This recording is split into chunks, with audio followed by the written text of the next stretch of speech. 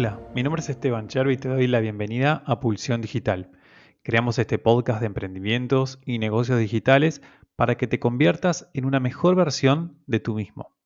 Te invito a conocer los webinars, los cursos de marketing y la comunidad de profesionales digitales en pulsiondigital.com. Si este podcast te gusta, nos gustaría muchísimo que lo califiques en Spotify, Apple Podcast, Google Podcast o desde donde nos escuches. Y si este episodio te sirvió, no te olvides de compartirlo en tus redes sociales mencionando a @pulsiondigital. Por último, si quieres crear o alojar tu sitio web en un web hosting con soporte personalizado, te recomendamos a nuestro patrocinador neolo.com. Marina, ¿cómo estás? Hola Esteban, ¿cómo andás? ¿Todo bien? ¿Y vos? Muy bien, muy bien. Día soleado hoy en Buenos Aires. Pude ir a dar una vuelta a la plaza, escuchar un poquito de algún podcast, así que contento. ¿Vos cómo va todo? Muy bien, hoy arranqué los viernes, arrancamos con clase de carrera de grado, así que ya hay clase, ya tuvimos Ujú. una reunioncita de la agencia y bueno, ahora la idea de los viernes es cortar temprano y sí ir a dar la vuelta a la plaza que diste vos.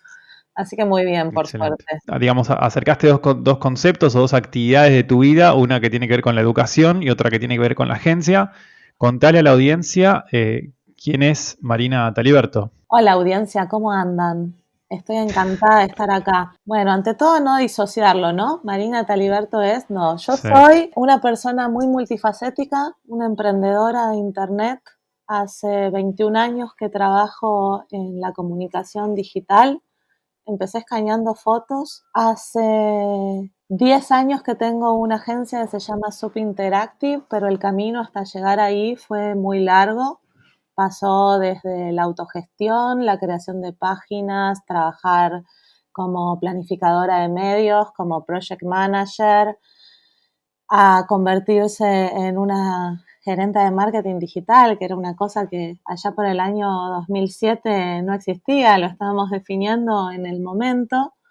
Trabajé para una network latinoamericana que luego se convirtió en Punto Fox. Y desde ese camino de trabajar en Internet siempre con los contenidos y luego con los productos y luego con los medios. Y siempre yo soy una fanática de la cultura popular y del cine y de la música.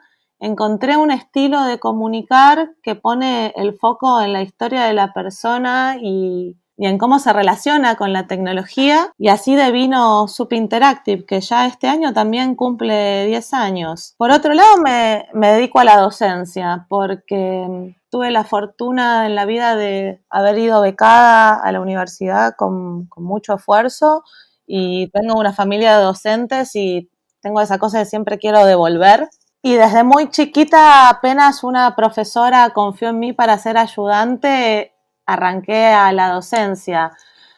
Y mi misión docente es esa, que las personas que toman cursos, ya sea de grado, de posgrado, lo que sea que vengan a estudiar conmigo, los emprendedores, la idea es que dejen de ser usuarios, de que puedan conectar todas esas partes distintas que tiene la comunicación en redes sociales, en marketing digital, estas palabras que se ponen de moda, omnicanalidad. Mi objetivo y Marina Taliberto como profesional es una persona que quiere ayudar a otras a conectar los puntos y conectar con la gente y poder dar un mensaje que dé resultados, porque al fin y al cabo soy publicitaria de base. Sí, y estamos además en una época en la cual, bueno, cada vez hay más educación. Digamos, el contenido está, uno googlea y está todo, digamos, ¿no? De hecho, aprendemos leyendo, escuchando, viendo y haciendo. Sin embargo, uno de los principales desafíos es la logística de esa información, me parece, ¿no? Es decir, cómo podemos hacer para que ese conocimiento, digamos, se adapte lo mejor posible a las personas, ¿no? Que lo podamos aprender y que después podamos implementarlo, ¿no? Entonces, en todos los años que tenés de experiencia como educadora, como docente, que digamos bueno, no solamente eso pasa en las aulas, ya sean virtuales o presenciales físicas, sino también imagino que con clientes, ¿cuáles son algunas de los aprendizajes más grandes que tuviste como educadora a la hora de poder transmitir de ese conocimiento que, le cuento a la audiencia aparte, Marina es muy buena docente? O sea, no suelo decir, digamos, de escribir a alguien o decir a alguien qué opino de alguien si no pongo mi firma, mi nombre, en este caso sí lo estoy haciendo. Entonces, bueno, preguntarte esto, ¿cuáles son algunos de los aprendizajes que tuviste como maestra, como educadora, como docente? Ante todo, esta conversación que hemos tenido muchas veces con vos de que la educación sucede en 2 o 3 fases. Y me gustaría abordarlo para responderte así. Por un lado, vos tenés el diseño curricular, el trabajo de contenidista, el hacer esa curaduría de pensando en quién va a cursar y los objetivos que tiene delimitado un programa, una materia, un workshop y el tiempo que tenés para hacerlo, empezar a diseñar esa currícula que te va a permitir que las personas logren lo que vinieron a buscar. Muchas veces sucede que me mandan una propuesta para contratarme de un lugar y veo el programa y el programa es inabarcable para el tiempo que hay. O la audiencia está desconectada o de lo que se va a tratar. Entonces, para mí la fase 1, lo principal, y en esto haber laburado de Project Manager 5 años me sirve mucho, es ¿cuál es el alcance? ¿Cuál es el alcance de esta propuesta? ¿Quién es la audiencia? ¿Y cuál es el tiempo disponible? A partir de ahí, armar un índice de trabajo e ir de lo general a lo particular. Por ejemplo, supongamos que queremos hacer un curso de 2 horas de Instagram. Bueno, hay temáticas como cómo implementar shops, que te voy a decir, esto es una mención a la existencia y no es posible hacer la implementación si vamos a pasar por todos los temas que tiene Instagram, desde diseño del feed, stories, uso de los diferentes atributos de las stories, consejos de curaduría para fotos, todo lo que es Instagram en texto, todo lo que son hashtags. Entonces, doy el ejemplo de Instagram porque es algo que la mayoría de la audiencia que nos escucha maneja y tiene el desafío en cotidiano de resolver. Y creo que ahí está la primera clave, en el diseño como docente. Obviamente he hecho muchos planes que salieron mal en 18 años y muchos planes que salieron bien. Y con el tiempo fui desarrollando una metodología de cómo enseño. En esa metodología de cómo enseño, y ahí pasamos al punto 2, independientemente de cuál sea el tema, nuevos medios, marketing digital, marketing multigeneracional, audiencias, redes sociales, un workshop de diseño de voz de marca, montones de, y así la audiencia va escuchando un poco de las cosas de las que enseño. La metodología tiene que ser lo suficientemente clara para vos como docente, de que independientemente de la audiencia y el tiempo, vos puedas ir adelante con tu proceso. Por ejemplo, yo tengo una mecánica, y nunca le contesto a nadie, Esteban, las preguntas que me haces. Yo tengo una mecánica donde siempre tiene que haber algo que la persona pueda vivir por sí misma. No importa si estamos hablando de cómo generar un árbol de territorios de marca a comunicar en redes sociales o si estamos analizando cómo podemos hacer para mejorar los subjects de nuestros mails en el proceso de e-commerce. Siempre trato de darle un ejercicio práctico, aunque sea corto, para que puedan cuestionarse a sí mismos los conceptos que acaban de escuchar. Entonces, como que divido el tiempo. Si sé que tengo 1 hora, sé que voy a dejar 15 minutos para preguntas y ejemplos. Y, por ejemplo, cuando trabajo con emprendedores, que eso me pasa mucho, que por ahí tengo un aula física o virtual donde tengo gente que tiene un vivero y vende plantas, hasta alguien que tiene un software de gestión, sentados en la misma aula, eso me pasa en muchas instituciones, por ejemplo en CAME, les hago hacer una ronda rápida donde medían de qué son sus emprendimientos. Entonces yo voy adaptando en tiempo real, en el momento que sé que voy a usar un ejemplo atado a un concepto, trato de que se me ocurra algo de lo que hay en el aula. Porque está comprobado que si nosotros podemos generar esa conexión en la que el otro ve que fehacientemente hay algo para ver, él o ella en su contenido, siente que puede implementarlo, siente que es posible. Y muchas veces lo que me ha pasado, le cuento a la audiencia, enseño nuevos medios hace 18 años, es que del otro lado a veces lo ven un poco imposible. Es como, mirá, yo vendo tal cosa y vos me venís a hablar de algoritmos que siguen el comportamiento de lo que las personas ven y buscan en Internet.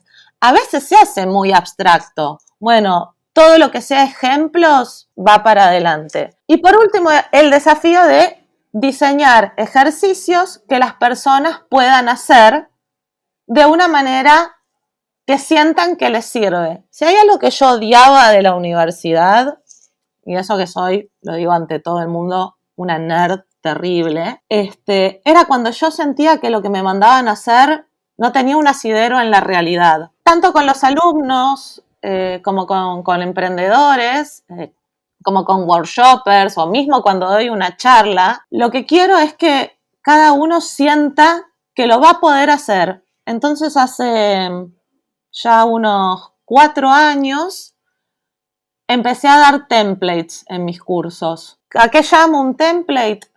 Una ficha vacía para poder vivir un proceso y que lo puedas hacer vos solo con el ejemplo que quieras cuando te haya decantado la información. Creo también que vivimos en una época muy acelerada y que darle ese template, ese ejercicio para llevarse a las personas, que lo va a poder hacer cuando esté reviendo sus notas, cuando lo esté digiriendo, también ayuda a vivir una experiencia y al mismo tiempo a desmitificar que esto es una cosa, viste, de gurúes espaciales. Si ustedes, audiencia, saben, con Esteban nos conocemos hace muchísimos años y nos reencontramos hace unos pocos, y sabe que soy una persona muy directa y a mí me gusta que la gente pueda hacer. Sí.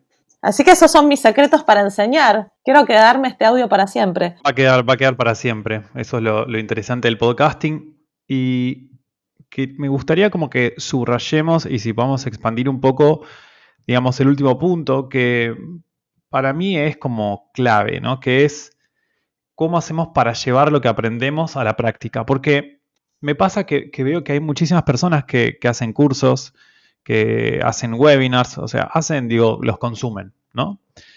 Pero consumir, de alguna manera, bueno, tiene distintos niveles de interacción, porque uno puede estar sentado o sentada pasivamente, escuchando, mirando, pero que bueno, está bueno, porque está bueno saber también, ¿no? Hay varios autores que hablan de la pulsión epistemofílica, ¿no? Que es ese amor por el conocimiento y por el saber. Pero en digital y en el mundo al que estamos yendo, un mundo cada vez más competitivo, cada vez más abierto, que continúa siendo bastante desregulado a pesar de todo, con lo bueno y lo malo, pero digo, es clave poder pasar a la práctica, es clave poder implementar, porque ¿de qué sirve hacer un curso, aprender en un webinar, escuchar un podcast y aprender algo nuevo si después no lo implemento, ¿no? Entonces, ahí se juegan distintos factores, pero ¿qué recomendaciones darías vos para aquellas personas que muchas veces son la mayoría, ¿no? Que aprenden algo, pero después no lo implementan? Porque los dos sabemos, ¿no? Que cuando uno no practica y cuando uno no hace, uno no aprendió a hacer, o sea, no lo pudo incorporar. Lo vemos en el deporte, lo vemos, bueno, en cualquier profesión. ¿Qué nos puedes decir al respecto? Hay un momento para hacer y hay un momento para no hacer. Hay un momento para escuchar y hay un momento para procesar. Y ahí creo que está, y acá me voy a poner generacional, mucho el valor que tenemos como generación, la generación X, que somos personas que llegamos a tener, en mi caso, la carrera universitaria con una digitalización a medias.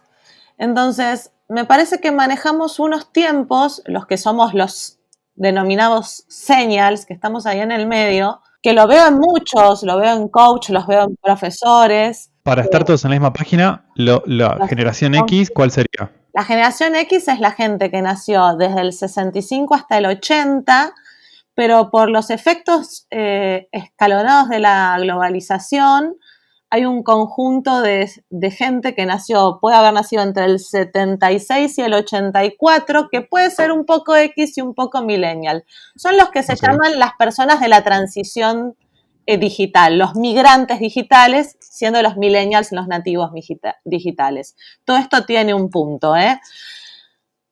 Me parece que vivimos en una época muy acelerada donde tenemos una infoxicación e incluso como todas las cosas que nos gustan las podemos intensificar al extremo, pasa eso también con el aprender, con el hacer cursos, con el consumir contenido. Eso yo lo trato mucho en las campañas donde tenemos que encontrar la frecuencia de cuánto entretenemos y cuándo empezamos a ser molestos. Pensé que ibas a decir en terapia, porque la verdad que es un tema No. que en algún punto nos atravesó a todos, ¿no? La infoxicación, así que sí.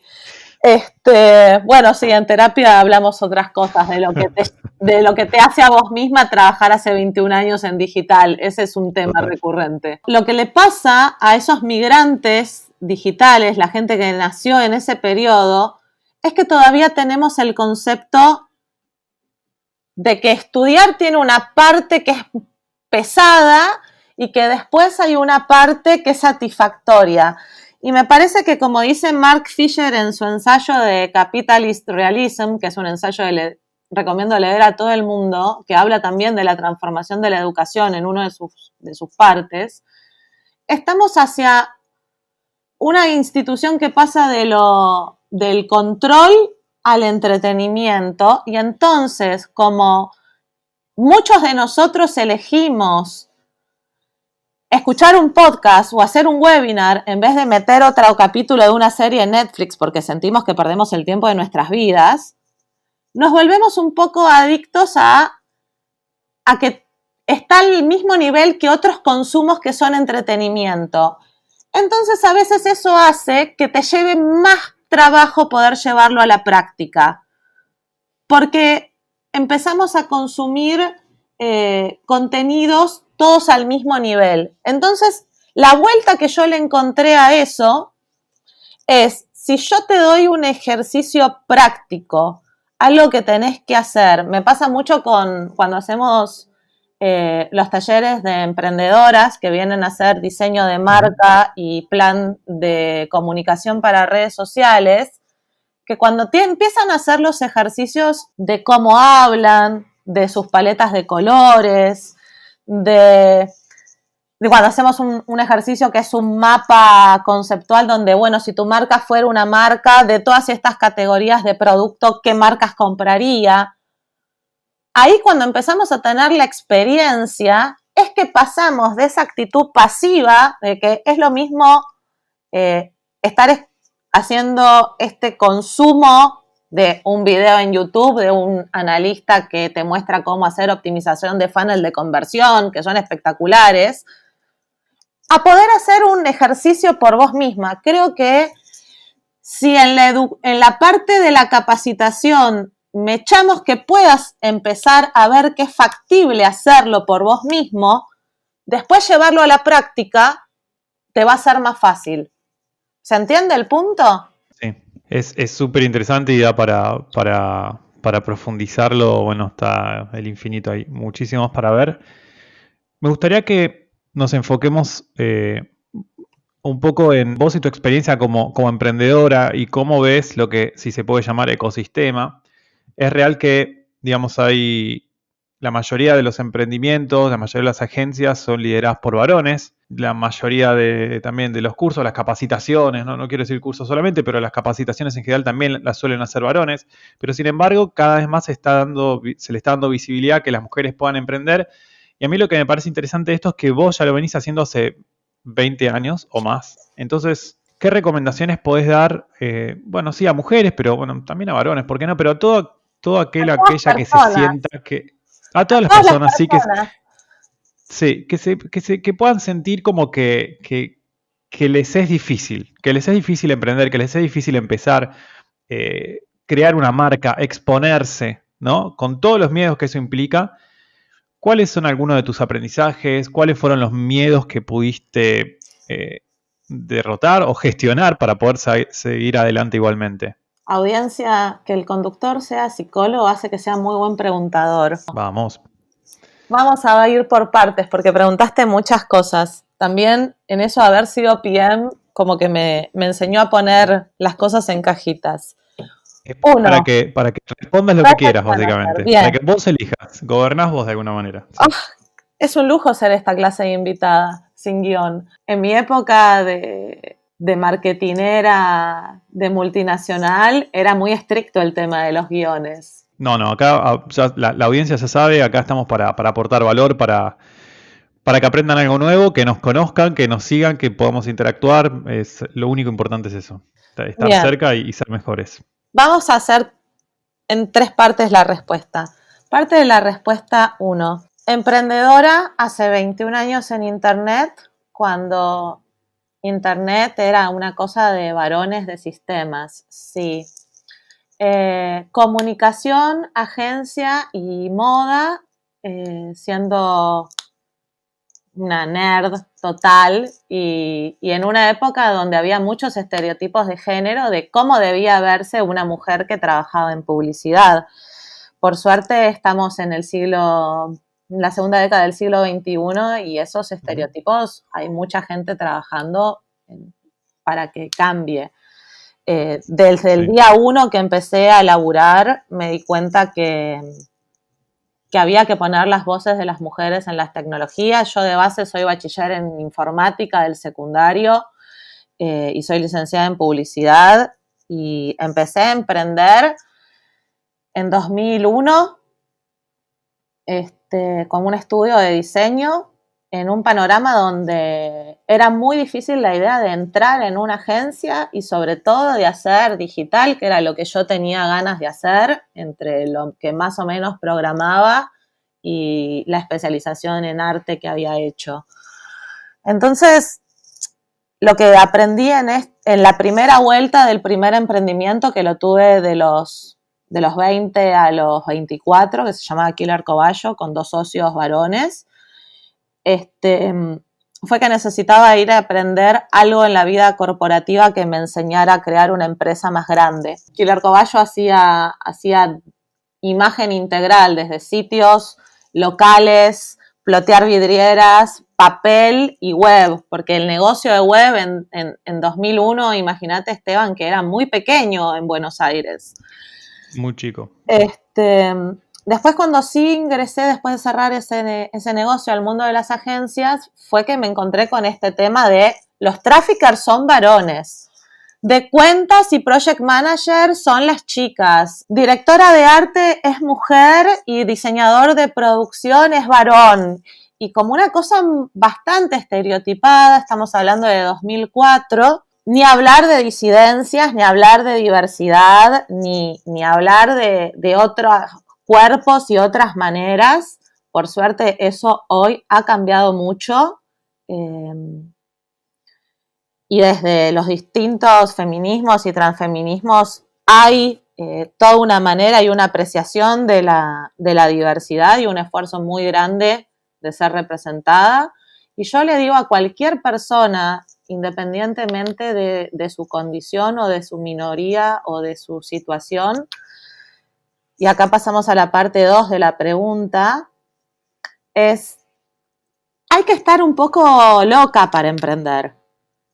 Hay que tener en un momento un salto de fe de esa cosa que vos querés hacer, la vas a poder hacer y la vas a poder hacer bien o mal y que vas a tener que estar dispuesta, es como aprender a andar en patines.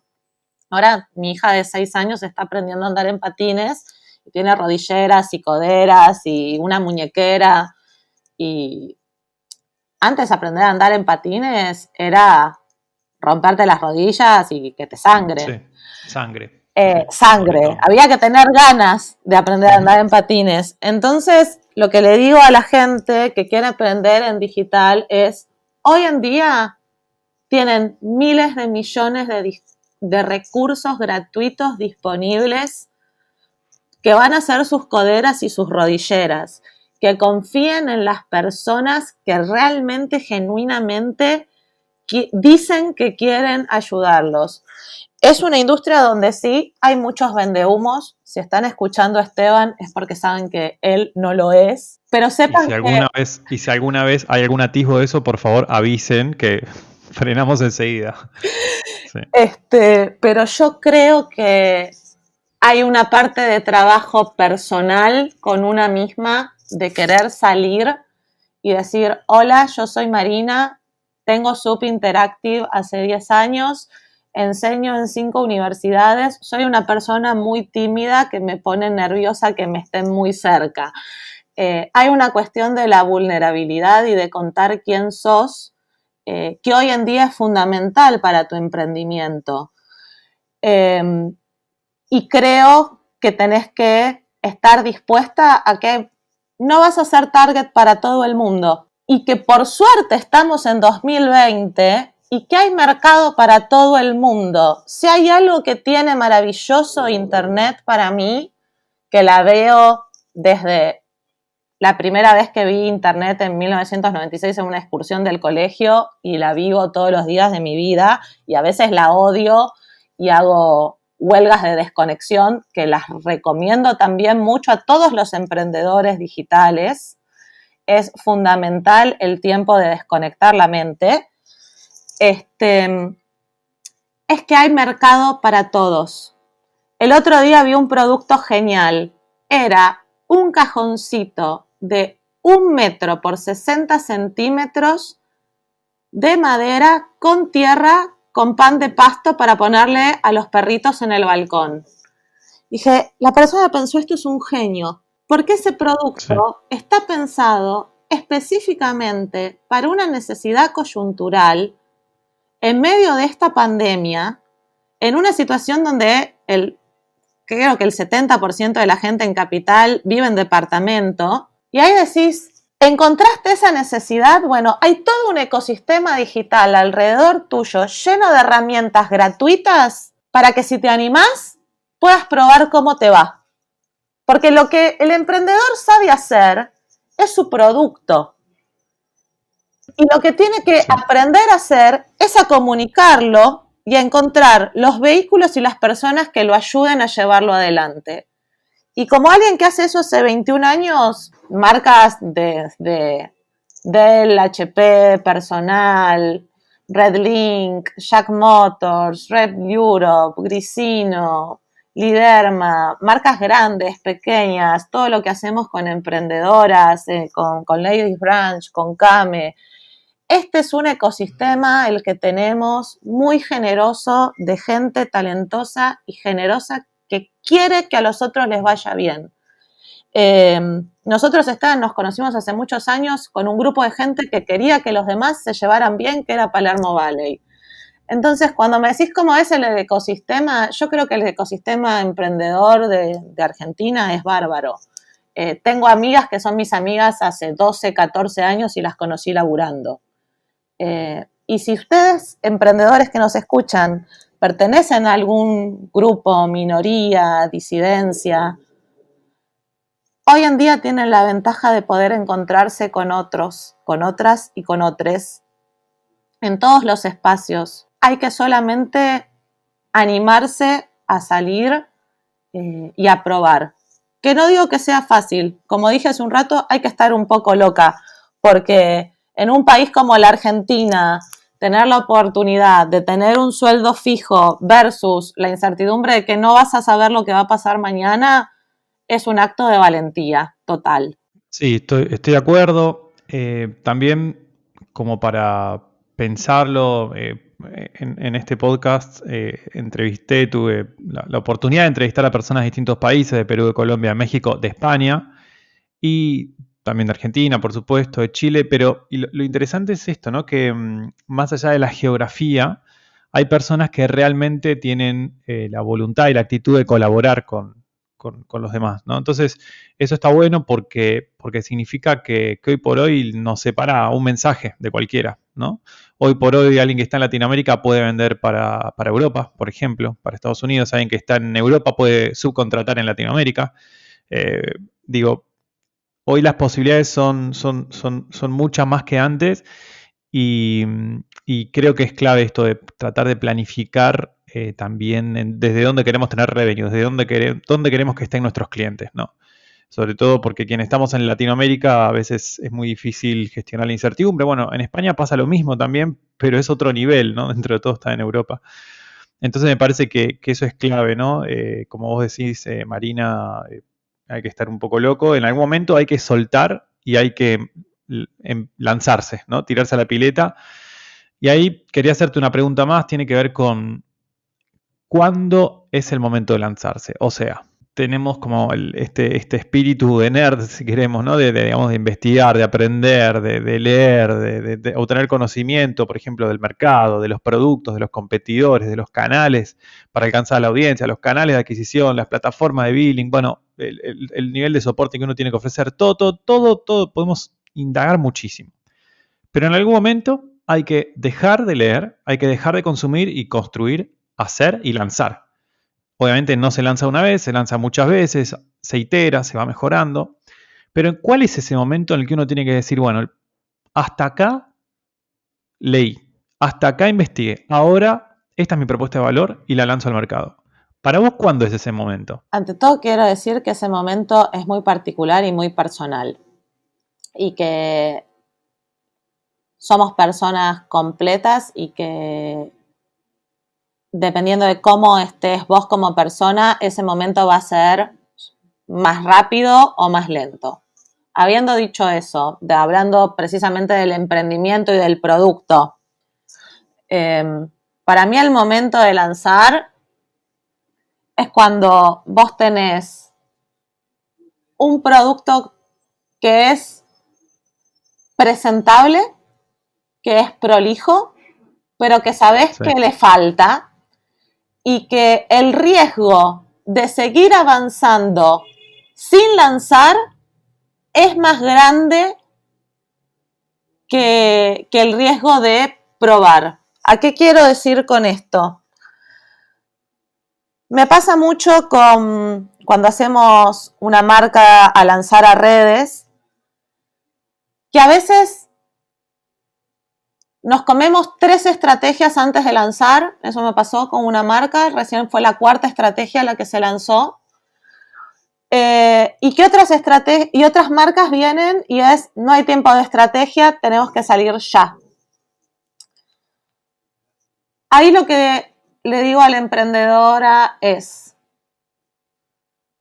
si vos tu producto tenés todas estas preguntas aún sin responder, pero hace lo que tiene que hacer, vamos para adelante, dejemos de dar vueltas, porque el costo de seguir invirtiendo tiempo y dinero en suposiciones es más alto que el costo de salir y probar. Eso me ha sucedido con ropa, con cosmética, con un software de gestión, con aplicaciones, con turismo y paquetes y pases de trenes a Europa. Una cosa es cuando el producto es un producto nativo digital, vos estás emprendiendo, nunca tuviste local y te lanzás directamente al e-commerce. Y otro es cuando vos sos un emprendedor o una empresa offline y te querés lanzar al ecosistema digital. Por lo general, la persona que emprende desde hacer un producto y un servicio y tiene la cabeza de que lo va a hacer digital, va probando de a poco y al mismo tiempo invierte mucho en el cimiento estético, más a veces que en todo lo que tiene que hacer para que el circuito del e-commerce funcione. A veces nos llegan los casos donde el producto es divino, están lanzadas las redes, está lanzado el e-commerce, es un producto nativo digital, y digo nativo digital desde su concepción de negocio, de cómo va a ser plata. Sí. Y después, ¿cómo son los mails que te llegan? ¿Cómo es el traqueo del correo? ¿Cuáles son los mensajes? ¿Cómo te llegan una vez que compraste las siguientes ofertas? ¿Cuál es la propuesta de valor del contenido y de la marca? Esa parte es en la que empiezan a consultar, como que tienen un primer gran lanzamiento con Friends and Family y después hay como un retroceso. A esa gente valiente, lo que le digo es que se rodeen de buenos asesores. A los que se tienen que transformar y agarrar los canales nuevos, esos son los que suelen dar muchas más vueltas en sentirse seguros. ¿Por qué? Porque tienen un negocio que les funciona y les plantea un desafío. Este año que estamos viviendo, lo que hizo, y no lo digo yo, lo dicen los estudios a nivel global, es acelerar la transformación digital en unos 5 años. En ese sentido, lo que les digo es, yo los entiendo, ustedes tienen un nombre y una marca, no tengan miedo. Le está pasando esto a muchas empresas B2B que tal vez nos estén escuchando, que están más acostumbradas al trato personal y creo que me fui un poco de la pregunta del producto, pero creo que lanzar digital es como lanzar una empresa nueva, Sí. que se animen, que el ecosistema digital, LinkedIn, Instagram si son muy visuales, todo lo que pueden hacer a partir de una estrategia de inbound, ustedes tienen el expertise y van a poder hacerlo conociendo su producto. ¿Se respondió bastante la pregunta o me fui muy por las ramas? Bueno, está bueno irse por las ramas porque así podemos dibujar el árbol, ¿no? Y cuando emprendemos hay mucho árbol, mucho bosque, así que me parece que está bueno, aparte estás aportando desde lo que sabes y desde lo que sabes hacer. Entonces, es súper interesante y bueno, contarte, vamos 40 minutos, más de 40 minutos, excelente. Siento que fueron 5, pero para ir cerrando, me gustaría que, bueno, diste ya un montón de consejos, de recomendaciones a la hora de emprender, a la hora de emprender en digital, en redes. Te dejo un par de minutos, decí lo que quieras, de lo que te parezca que le pueda aportar valor, que le pueda servir a alguien que quizás ya tenga un producto, pero que lo quiera mejorar, que quiera pasar a un siguiente nivel. Pregunta abierta, lo que quieras. Ahí tiraste, ahí cuando dijiste el que quiera dar un salto, voy a hablar de algo que me apasiona, que es esta teoría de las multigeneraciones. Vamos. Emprendedor amigo que estás escuchando, tu audiencia no es tu audiencia. Tu audiencia son todas las ¿Cómo que no? audiencias. ¿Por qué? Porque vivimos en un mundo y con esta aceleración digital donde la gente consume contenido y ve contenido más allá de dónde es que viene ese contenido. Con lo cual, tu producto, tu servicio, puede llegar a tu audiencia correcta a través de una audiencia que vos creías que era la audiencia incorrecta. Trabajé mucho con marcas de niños a lo largo de mi carrera, incluso desde mucho antes de ser madre, las marcas de niños siempre me gustaron. Tengo un hobby secreto que es escribir cuentos para chicos, nunca publiqué ninguno. Y siempre me pasó con las marcas de chicos que están obsesionadas con hablarle a las madres o hablarle a los chicos. Y con todas las marcas de chicos que trabajé, les hice una revolución adentro, porque hice contenido para abuelas, hice contenidos para los que se llaman las professional aunts, que son tías sin hijos que decidieron no tener hijos y que sus sobrinos son la luz de su vida. Sí. Para los padres que existen, y si queremos tener hombres que ejerzan una paternidad presente, el poder de la comunicación es enorme y tenemos que incluirlos discursivamente. Recuerdo una pieza hermosa que hicimos para un día del padre con Broer, una marca hermana de Grisino, pero de aire francés, donde toda la pieza era un video en color sepia de un papá envolviendo en un fular a su bebé, con una música hermosa.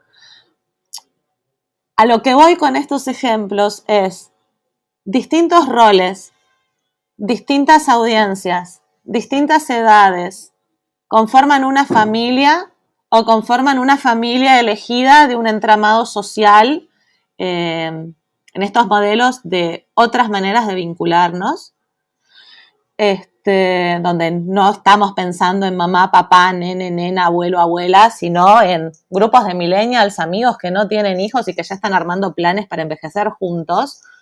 Lo que les quiero decir de esta teoría de la multigeneración es que tu mensaje puede llegar a la persona correcta a través de una persona que quiere mucho a esa persona correcta.